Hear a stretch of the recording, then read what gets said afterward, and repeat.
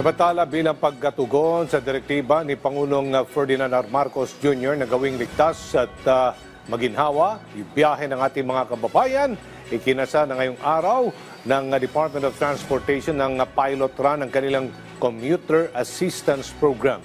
Kung saan yan, unang umaragkada alamin sa sentro ng balita ni Vel Custodio. Pahirapan ang pagsakay sa Commonwealth Avenue lalo na kapag rush hour, sabi ni Ruby Manalo, isang commuter.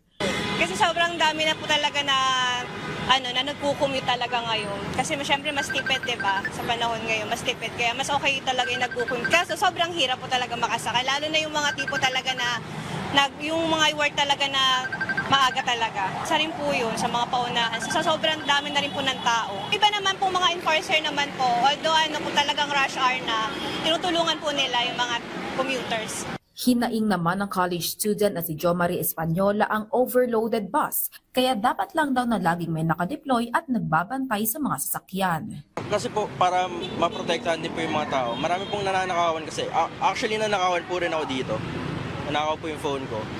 Wala pong nagbabantay. And pag nagsisiksikan po sa may pintuan ng mga bus, nagdudumog po, nag-iipitan. Kaya medyo mahirap din po pahalagaan yung mga gamit. Kaya naman inilunsad ang Department of Transportation ng pilot run ng Interagency Commuter Assistance Program. Ayon kay Acting DOTR Secretary Giovanni Lopez, layunin ng deployment na tugunan ang mahabang paghihintay ng sasakyan, irregular na headway ng public utility vehicles, siksikang pasahero at delikadong pagsakay at pagbaba. Bunga ang programang ito mula sa obserbasyon ng ilang opisyal ng DOTR at mga attached agencies sa kanilang pagko-commute papunta sa trabaho. Kanina po umikot kami. Apparently may mga pasahero pa, mga nagko-commute na nasa gitna pa ng daan. No?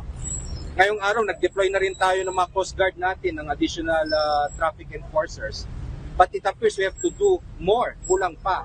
Inilagay ang mga personnel sa mga tinaguriang high-impact areas upang tulungan ang mga pasahero, lalo na ang mga senior citizen at may kapansanan sa pagsakay at pagbaba. Isasagawa ang pilot run ng Interagency Commuter Assistance sa PUB stops sa Tandang Sora, Don Antonio, Batasan at Philcoa. Simula 6 hanggang 9 o'clock ng umaga sa southbound at 4 hanggang 8 o'clock naman sa gabi sa northbound. Minomonitor din ng interval ng mga pampublikong sasakyan sa mga loading at unloading points. Maglalagay rin ng mga bagong signage, markers at physical barriers ang Metropolitan Manila Development Authority at Quezon City Department of Peace and Order sa mga itinalagang sakayan at babaan upang organisado at mas ligtas ang daloy ng pasahero. Papaigtingin din ng ahensya ang Public Information Campaign sa tamang babaan at sakayan. I-check din ng Land Transportation Franchising and Regulatory Board kung pumapasada lahat ng may prangkisang PUV. Ang ginawa ng LTFRB ngayon, nagpadala tayo ng mga tao sa terminal for dispatching, no? Para may skip buses and everything. But again, kung 3,972 ang PUVs dito, bakit parang ang dami pang pumipila? So we have to do something more.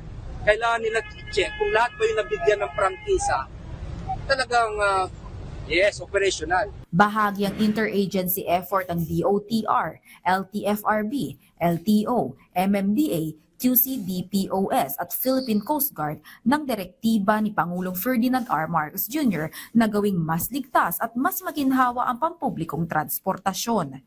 Vel Custodio para sa Pambansang TV sa Bagong Pilipinas.